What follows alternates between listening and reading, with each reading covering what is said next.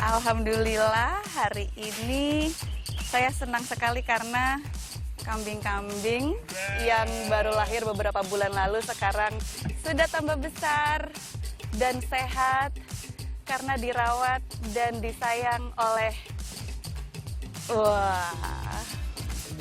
Presiden kita Bapak Jokowi. Pak, boleh halo-halo dulu Pak?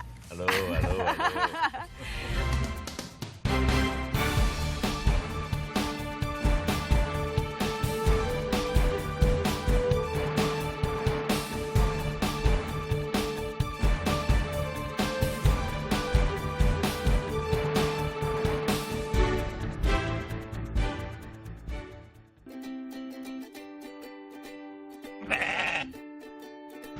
Pagi ini saya merasa gembira sekali.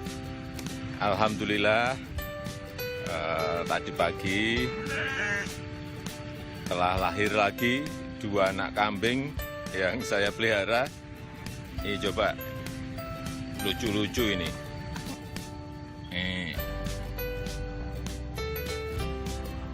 Dan yang ini lahirnya 2 minggu yang lalu. Kelahiran ini adalah rahmat dari Allah, rahmat dari Tuhan Yang Maha Esa, dan kelahiran adalah sebuah pembaharuan, amanah dan berkah yang bermakna optimisme untuk masa depan. Bapak sudah nge-vlog hari ini? Belum. Oh, belum nge-vlog. Aduh, ini lucu banget. Ini banyak yang penasaran sih, Pak. Bapak ini sekarang kan rajin nge-vlog. Sampai kambing melahirkan aja dibikin vlog. Ini Ya kita gini, jadi kita ingin memperlihatkan, menunjukkan bahwa Presiden pun mau memelihara kambing. Gitu. Karena ini adalah bisa dijadikan sumber protein bagi rakyat. Apalagi kayak ini, saya punya 5. Mari. Ini 2,5 bulan yang lalu lahir.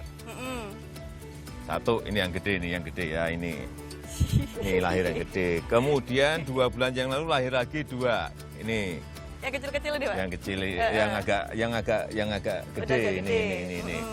Kemudian lahir lagi yang setelah itu 2 minggu berikutnya lahir yang kecil ini. Nah, kalau rakyat bisa memelihara ini, saya kira kan menjadi sumber protein.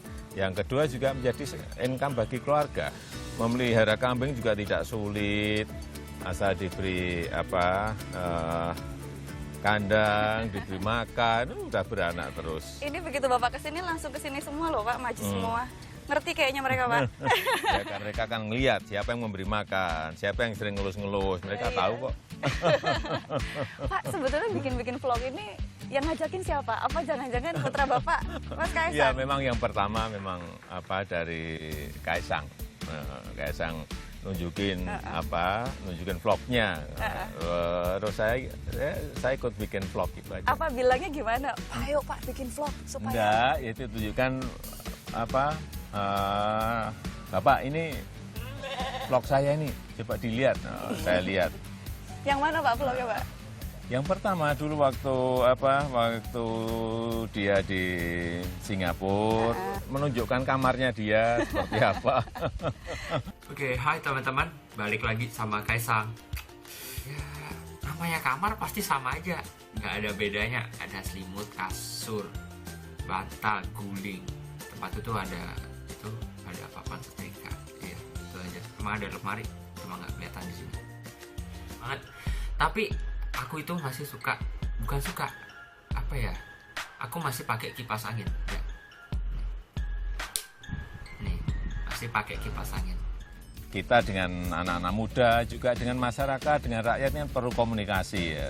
Meskipun setiap hari saya juga ke desa bertemu dengan rakyat, ke daerah bertemu dengan masyarakat, tapi kan komunikasi itu bisa dijalin, tidak harus ketemu langsung kan, bisa dengan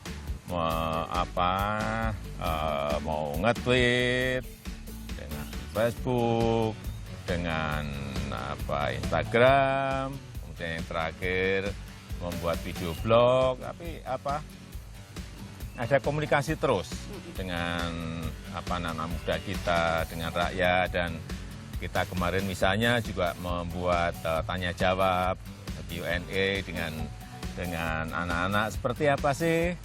Ada pertanyaan dijawab. Ini kan komunikasi yang dalam dunia informasi yang sangat modern ini kan semua hal bisa kita gunakan. Jadi yang pertama kali memperkenalkan memang Mas Kaisang. Iya, Kaisang. Kemudian Bapak juga ikutan bikin vlognya ya.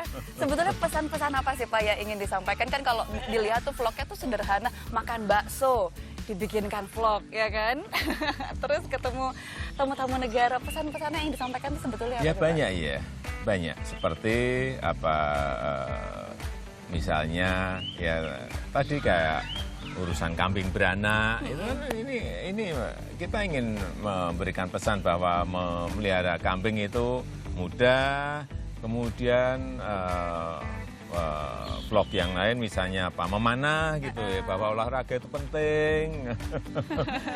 Kenapa memanah? Ya karena memanah itu olahraga yang memerlukan konsentrasi, berfokus, artinya selain sehat kita juga bisa mengolah daya konsentrasi kita dalam menghadapi sebuah masalah, menjalankan sebuah program. Saya kira pesan-pesan seperti itu ya moga-moga sampai di masyarakat. Hal-hal yang sebetulnya sederhana tapi sebetulnya bisa dicontoh, gampang ditiru gitu ya Pak ya untuk Iya, itu hal yang mudah, hal yang sederhana dan semua bisa melakukan. Nah, kita lanjut lagi nih Pak. Sambil jalan boleh ya Pak ya? Boleh. Ingin keliling Kebun Raya Bogor ini, aduh enak banget ya suasananya.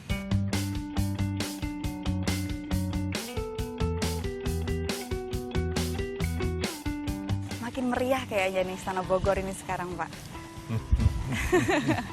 Ya dulu ini kan tidak dipakai, sekarang saya tinggal di sini. Karena lebih tenang, lebih sejuk, udaranya lebih baik. Waktu lepas ke Cebong di mana Pak? Di sana. Di sana. Ada apa sih Pak dengan Kecebong Pak? Bahkan sempat di-tweet juga sama Mas Kaisang soal Kecebong. Ya, saya senang memelihara binatang, memelihara hewan. Di sini selain ada kambing, ada angsa,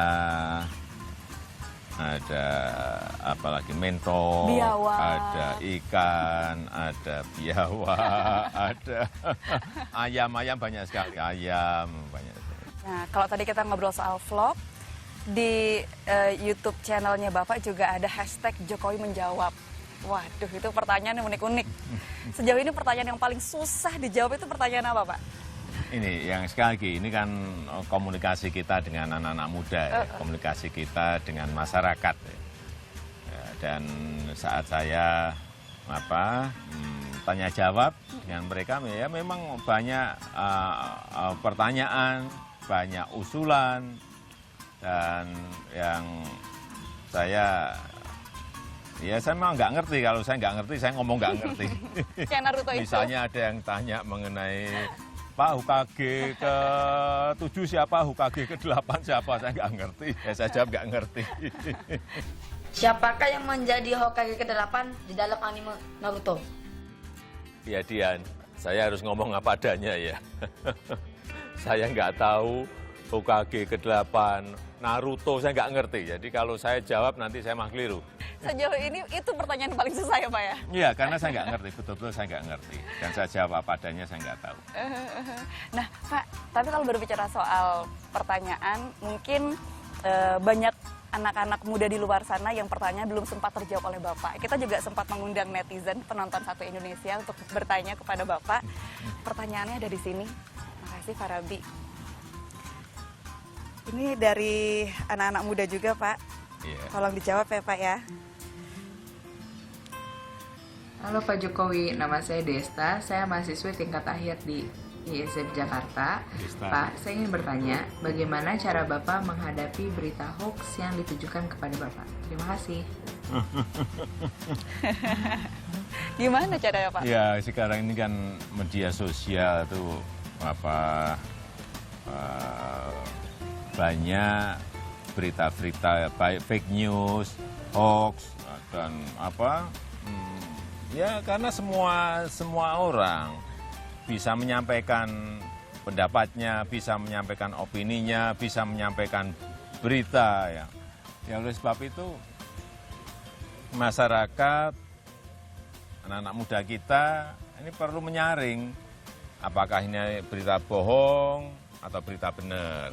Apakah ini fitnah atau berita yang benar. Memang harus ada diklarifikasi dulu, disaring dulu, oh ini benar, berita benar. Sehingga kita tidak termakan oleh berita-berita bohong, hoax, fake news. Kalau kita tidak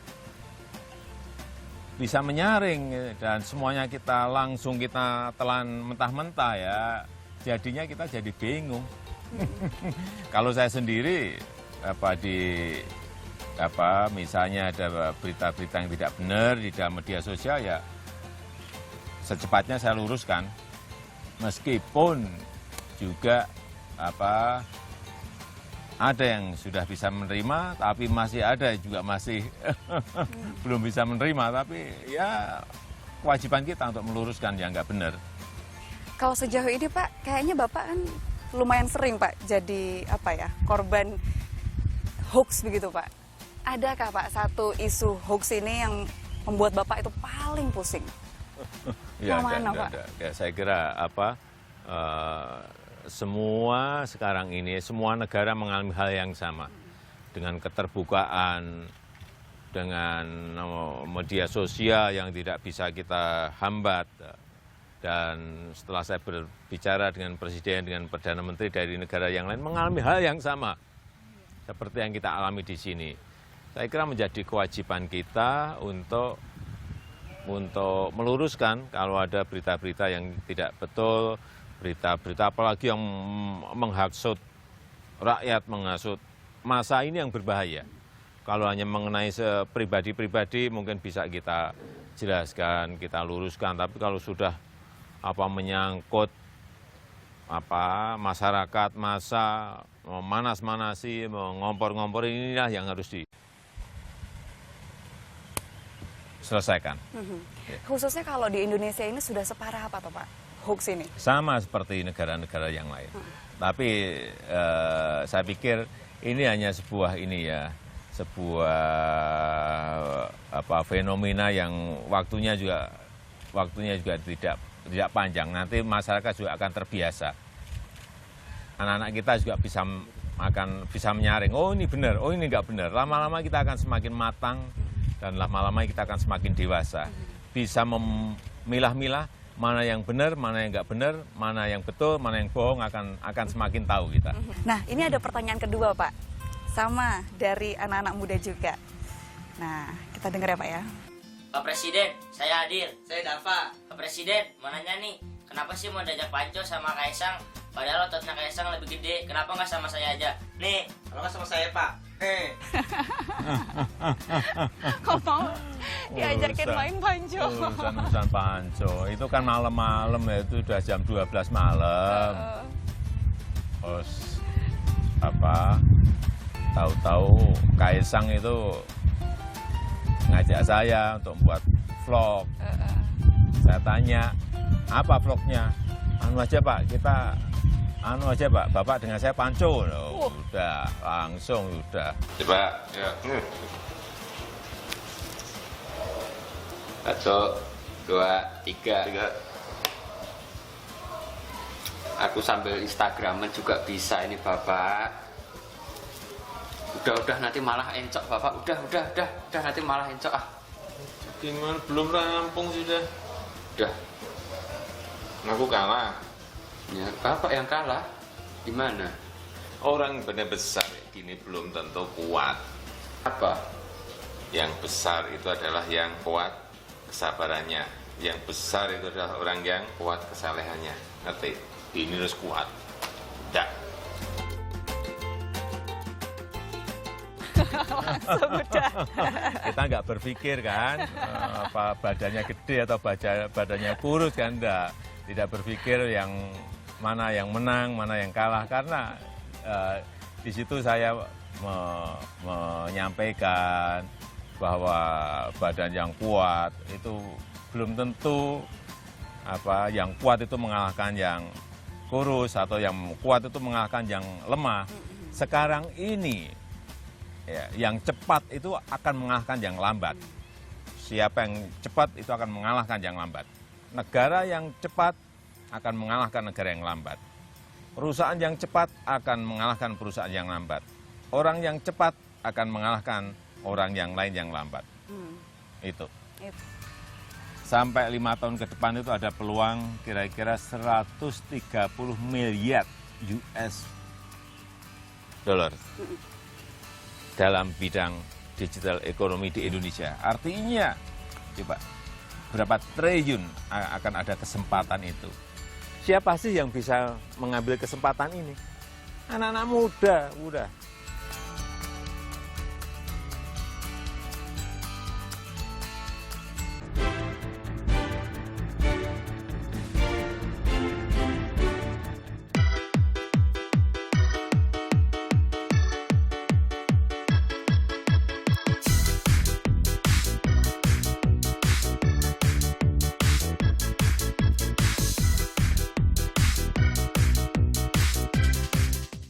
Nah, kalau kita berbicara soal dunia digital, dekat sekali dengan anak muda. Dari tadi kita lihat juga anak-anak bertanya lewat video begitu. Banyak sekali sekarang ingin jadi YouTuber, termasuk Mas Kaisang juga sekarang jadi YouTuber. Kayaknya makin banyak Pak anak-anak yang, wah industri kreatif ini memang bidang yang paling seksi menurut mereka. Justru jarang loh Pak sekarang menemukan anak-anak yang cita-citanya jadi petani atau nelayan sukses gitu. Gimana Pak? Ya memang ke depan ada sebuah peluang ya, ada sebuah kesempatan besar bagi anak-anak muda kita untuk masuk industri kreatif, ke digital ekonomi. Informasi yang saya dapatkan, sampai 5 tahun ke depan itu ada peluang kira-kira 130 miliar US dollar dalam bidang digital ekonomi di Indonesia. Artinya, coba berapa triliun akan ada kesempatan itu. Siapa sih yang bisa mengambil kesempatan ini? Anak-anak muda, udah. Anak-anak muda, nggak ada yang lain. Inilah kesempatan yang ada dan jangan sampai kesempatan ini digunakan justru oleh negara lain untuk masuk ke sini dan menguasai digital ekonomi kita. Tapi saya juga titip pesan ini, bahwa peluang itu juga ada di tempat yang lain, di bidang pertanian, banyak sekali. Tapi anak-anak muda ini harus menjadi petani yang modern, menggunakan teknologi, menggunakan mekanisasi dalam manajemennya, sehingga mereka nanti kita harapkan menjadi petani modern. Bukan petani tradisional, tapi petani modern. Inilah harapan kita pada anak-anak muda, mau terjun juga ke bidang pertanian, mau masuk juga ke sebagai nelayan, tapi dengan cara-cara manajemen modern. Misalnya nelayan ya bikin saja, misalnya offshore aquaculture. Jadi membudidayakan ikan di tengah laut misalnya. Ini di negara lain sudah banyak sekali. Ya kita kan 2/3 Indonesia kan air, laut. Kenapa tidak ada yang masuk ke bidang-bidang seperti itu anak-anak muda kita? Kalau ada yang bisa membuat beberapa lokasi untuk offshore aquaculture, saya kira perikanan kita akan naik drastis sekali. Iya. Jadi petani, jadi nelayan juga profesi yang keren ya Pak ya? Iya. Kita boleh lanjut sambil duduk Pak? Ini akan mendewasakan kita. Kalau kita bisa mensikapinya dengan benar. Ini akan mematangkan cara-cara kita berpolitik. Kalau kita bisa menyadari bahwa ini memang wilayah politik.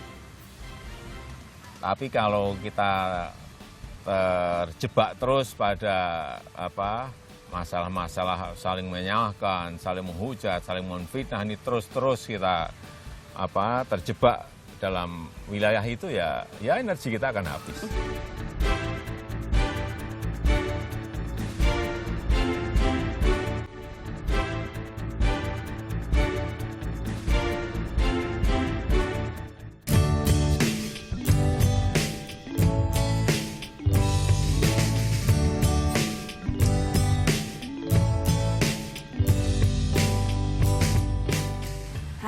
sudah ada kursi. Monggo Bapak duduk Iya. sebelah sini, aku tak sebelah sana.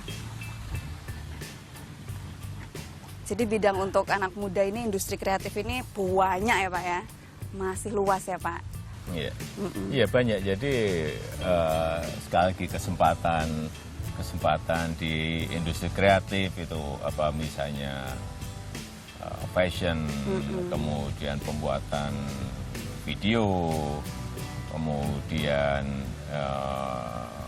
kerajinan tangan, dan di digital ekonomi misalnya apa membuat animasi, membuat aplikasi-aplikasi software, kemudian membangun sebuah online store, kemudian game. Saya kira industri ini akan menjadi sebuah industri yang besar di masa yang akan datang. Peluangnya tadi saya sampaikan 130 miliar US dollar, kira-kira 1.700 triliun rupiah. Itu sebuah angka yang besar sekali yang saya kira anak-anak muda lah yang bisa mengambil kesempatan ini. Nggak ada lah yang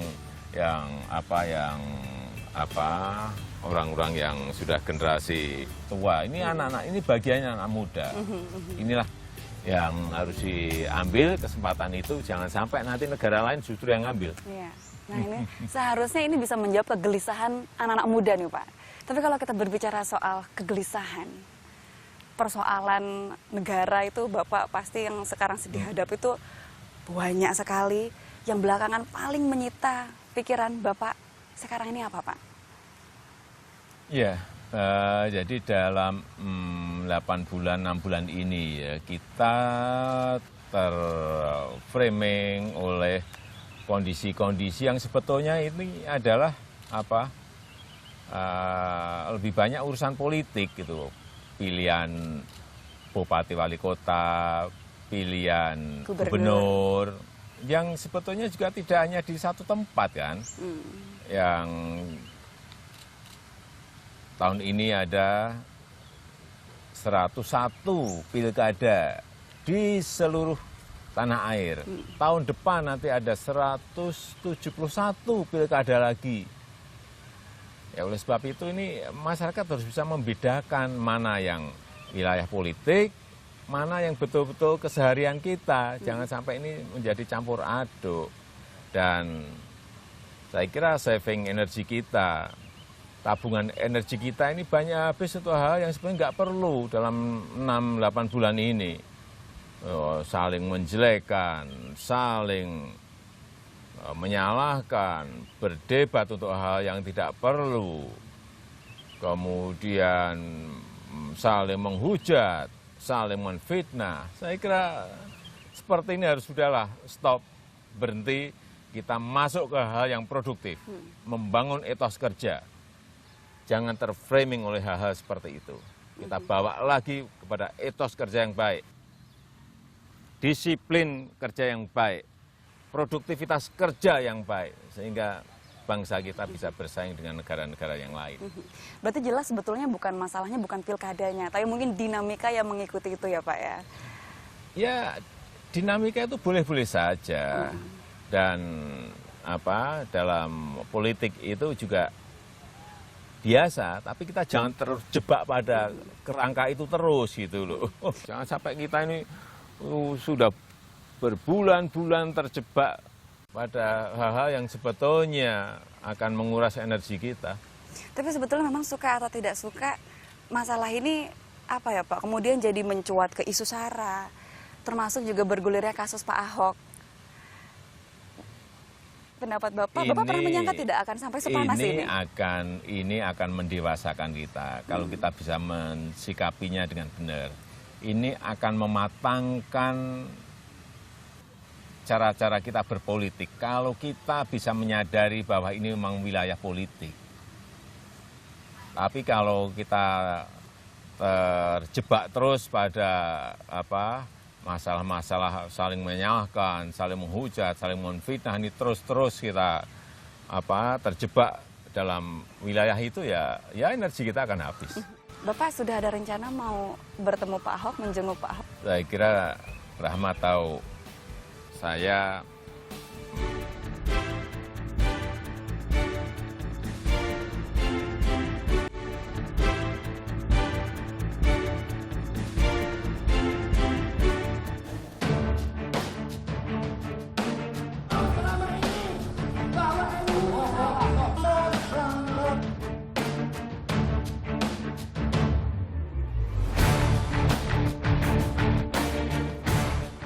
kita menyesalkan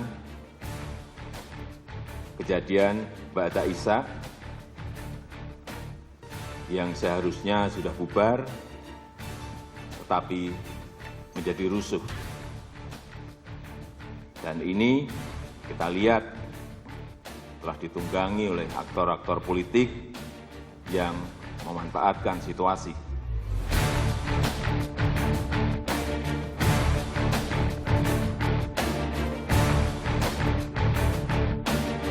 Mengadili, menyatakan terdakwa Insinyur Basuki Cahayapurnama alias Ahok terbukti secara sah dan meyakinkan dengan pidana penjara selama 2 tahun.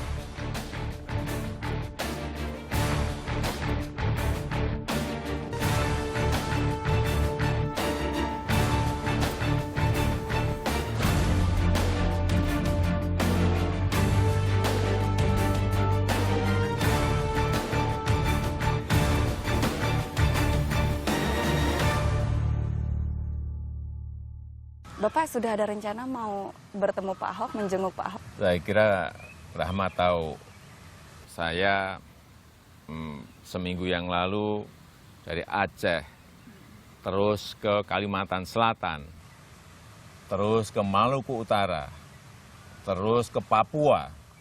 Berapa? 6 hari saya berjalan dari Jakarta ke Aceh, ke Kalsel, ke Maluku Utara, ke Papua, untuk mengontrol, mencek jalannya program-program yang ada. Sebelumnya dari KTT ASEAN di Filipina. Setelah itu nggak berhenti, langsung ke Tiongkok, ke Cina untuk ikut Belt and Road Forum. Pulang nggak ada sehari, langsung ke Saudi Arabia untuk mengikuti pertemuan antara negara-negara Islam dengan Amerika. Saya kira ya kegiatan kita seperti itu. Jadi sangat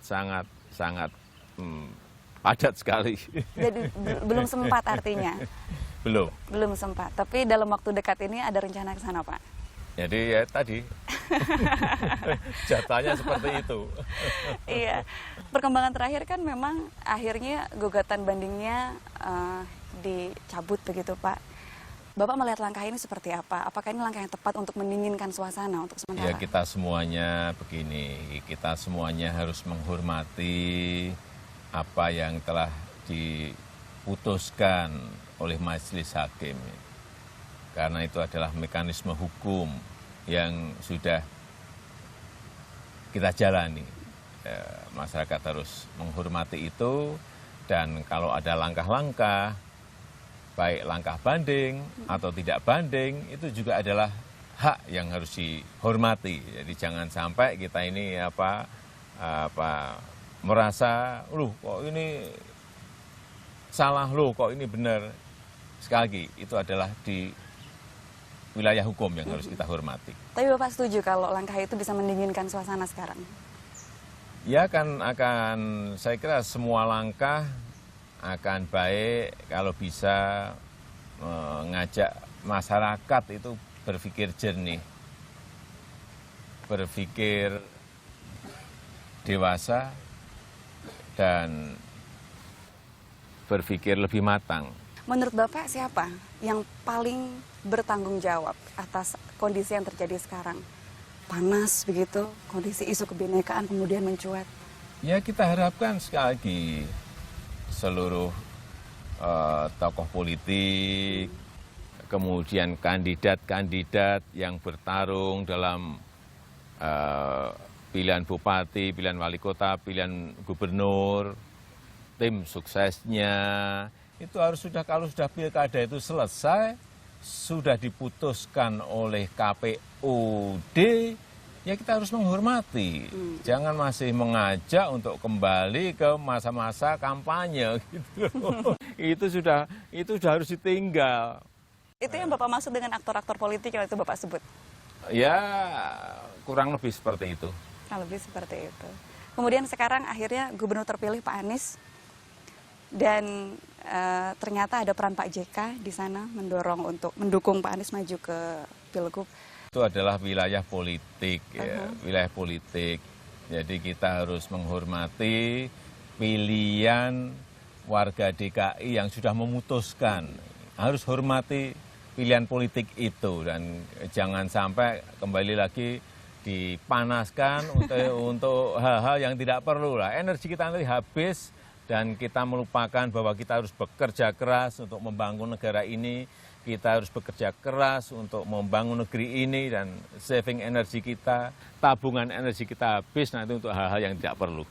Tapi sebetulnya Bapak sudah tahu dari lama atau mungkin sama seperti masyarakat yang lain cukup terkejut mendengar Pak JK mengemukakan itu ke publik? Sekali lagi, wilayah politik itu biarkan wilayah politik yang berbicara. Sekali lagi jangan kita diajak untuk kembali, pilkadanya, pilgubnya sudah selesai kok. Ya sudah selesai, kita hormati pilihan warga DKI, sudah. Baiklah, pilgub sudah selesai tapi masih ada pilpres nanti 2019 ini Pak. Banyak yang penasaran, Bapak masih akan kembali bertarung untuk menduduki RI 1 Pak di 2019. Sekarang ini, Rahma, Iya. kita baru fokus kepada bekerja, fokus kerja, ngontrol pekerjaan, tugas-tugas itu, tugas-tugas kenegaraan yang sangat banyak itulah yang harus kita dahulukan. Ngecek progres jalan tol, ngecek proses pembangunan pelabuhan, ngecek proses pembangunan airport, proses pembangunan jalan Trans Papua. Saya kira ya itu yang kita lakukan. Kemudian juga yang sangat basic, kita memberikan kartu Indonesia Sehat kepada rakyat, kita memberikan kartu Indonesia Pintar, karena sekali lagi amanat konstitusi kita mencerdaskan kehidupan bangsa, dan yang kedua kesejahteraan umum. Ini yang harus kita ingatkan. Belum terpikirkan 2019 sama sekali, apa sudah menyusun kita rencana? Fokus bekerja saja sudah pontang-panting. Tapi kalau tadi Bapak berbicara soal konstitusi sempat ramai, saya jadi ingat ormas ya Pak. Ormas manapun yang melanggar konstitusi yang di luar itu kita gebuk. Negara Pancasila ini sudah final, tidak boleh dibicarakan lagi.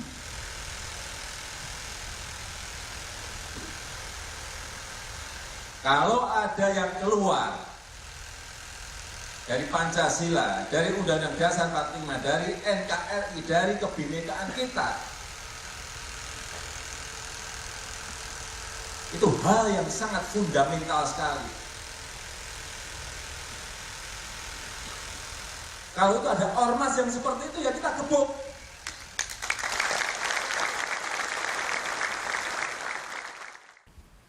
Gebuk itu maksudnya diapain, Pak? Begini, jadi saya dilantik itu untuk selalu taat kepada konstitusi. Ada aturan-aturan, ada undang-undang yang jelas-jelas mengamanatkan di situ apa yang harus saya lakukan.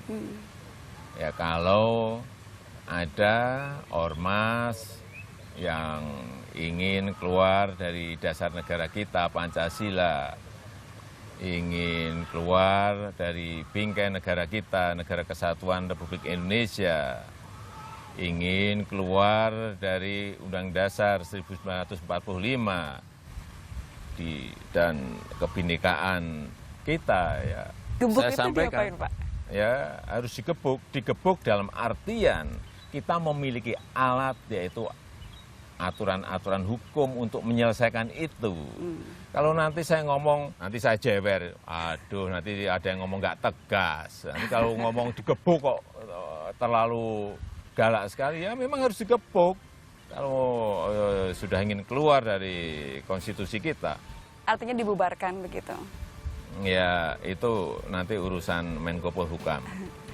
Harapan masyarakat setiap bulan Ramadan itu kan sebetulnya simpel saja. Bisa nggak ya kapan-kapan itu suatu saat ketika dekat Lebaran, bahan-bahan pokok itu harganya nggak naik gitu. Apa Pak rencana atau strategi dari pemerintah? Kita lihat memang stok masih dalam kondisi yang baik, kondisi yang aman, tetapi sekali lagi kadang-kadang di bawah itu ada spekulan, di bawah itu ada yang memainkan harga.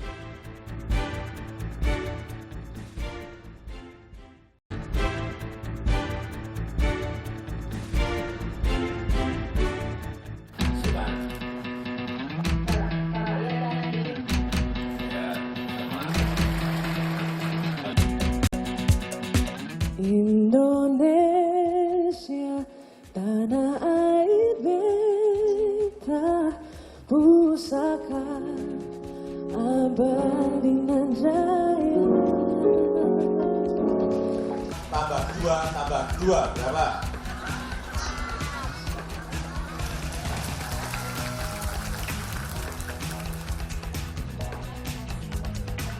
Sekarang kita berbicara soal yang belakangan juga Bapak sering lakukan kunjungan ke daerah-daerah. Dan di situ selalu ada yang ditunggu-tunggu masyarakat. Kuis, Pak Jokowi kuis gitu kan. Terus hadiahnya sepeda. Kok ya mesti sepeda itu loh Pak hadiahnya Pak? Ya gini, jadi kita melakukan itu ya. Melakukan hal-hal yang sederhana tetapi mengingatkan pada rakyat. Misalnya saya suruh maju untuk, coba apa Pancasila enggak?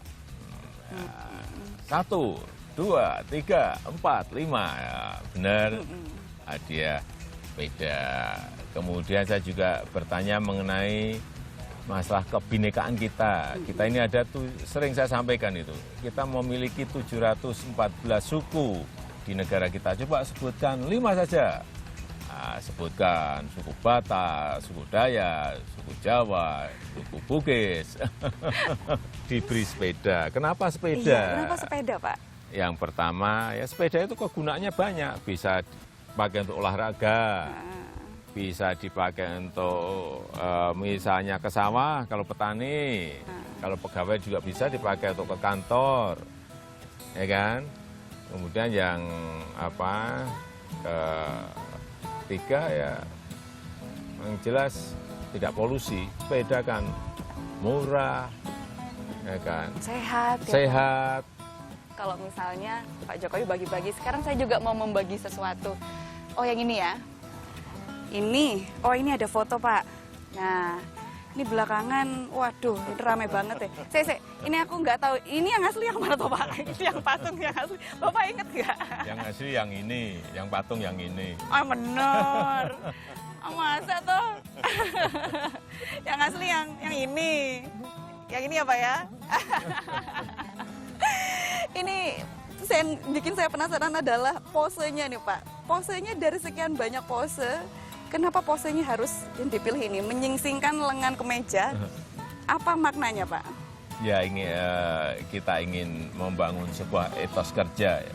Sebuah kerja keras untuk membangun negara ini, untuk membangun negeri ini. Tanpa itu sulit kita mengejar ketertinggalan kita dengan negara-negara yang lain. Jadi maknanya adalah kerja ini sebenarnya ya Pak ya? Kerja keras untuk membangun negara ini. Betulkah Pak ketika patung itu jadi, Bapak minta ibu duluan untuk ngecek, betul nggak Pak? Ya saat tiba di Madam Tussauds, saya suruh lihat yang kurang yang mana.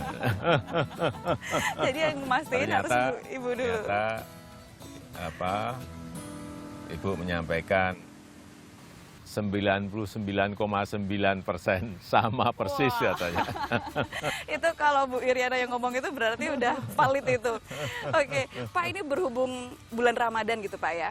harapan masyarakat setiap bulan Ramadan itu kan sebetulnya simpel saja. Bisa nggak ya kapan-kapan itu suatu saat ketika dekat Lebaran, bahan-bahan pokok itu harganya nggak naik gitu. Apa Pak rencana atau strategi dari pemerintah? Ya itu kan demand dan supply ya. Pada saat-saat menjelang Lebaran itu memang permintaan akan meningkat. Tetapi kalau stoknya cukup, stoknya disediakan, saya kira harga tidak akan membumbung tinggi. Dan ini sudah jauh-jauh bulan sebelumnya. 3 bulan yang lalu kita sudah mengadakan rapat konsolidasi untuk mencegah kenaikan itu, dan sampai saat ini kita lihat memang stok masih dalam kondisi yang baik, kondisi yang aman, tetapi sekali lagi kadang-kadang di bawah itu ada spekulan, di bawah itu ada yang memainkan harga. Saya kira karena apa? Karena permintaannya naik, demandnya naik. Kadang-kadang juga suplainya juga, stoknya juga banyak, tetapi ada yang memotong untuk disembunyikan dulu, sehingga di sini nggak ada barang, harganya menjadi naik. Saya kira di lapangan hal seperti itu sangat dinamis, tetapi perlu saya sampaikan bahwa stok sekarang dalam kondisi yang cukup dan aman. Kita harapkan juga bulan Ramadan ini datang membawa ketenangan yang lebih gitu ya Pak, ya lebih adem lagi lah Pak negara ini. Mungkin terakhir saja pesan, karena tadi kita banyak membahas soal kebinekaan, apa hal yang paling mudah yang bisa dilakukan anak muda untuk ikut merajut persatuan bersama-sama dengan pemerintah Pak? Ya semuanya saling mengingatkan. Anak-anak muda kita juga harus kita ingatkan. Mungkin bisa mereka lewat sosial media menyampaikan informasi mengenai bahwa negara kita ini bahasa lokalnya lebih dari 1.100, sukunya 700 lebih, kemudian kita memiliki pulau dari Sabang sampai Merauke ini ada 17.000. Nggak ada negara sebesar kita ini, seberagam kita ini, nggak ada. Kalau itu diingatkan, artinya apa? Mengingatkan kita bahwa ini adalah kekuatan kita kalau kita bersatu. Ini adalah sebuah potensi kita kalau kita bersatu. Ini yang terus harus kita ingatkan. Agar sekali lagi kita selalu dalam bingkai negara kesatuan Republik Indonesia. Maksimalkan sosial media untuk itu. Pesan dari Pak Jokowi. Pak Jokowi, terima kasih sudah kita diperbolehkan berbincang-bincang di Istana Bogor yang nyaman ini. Nanti saya boleh jalan-jalan lagi ya Pak ya. Masih banyak hewan-hewan yang belum saya lihat soalnya. Demikian Satu Indonesia kali ini. Nanti kita akan kembali lagi dengan sejumlah informasi penting, mendalam, dan juga tokoh-tokoh yang inspirasional. Saya Rahma Hayuniti ya. Sampai jumpa minggu depan. Pak, makasih banyak ya Pak.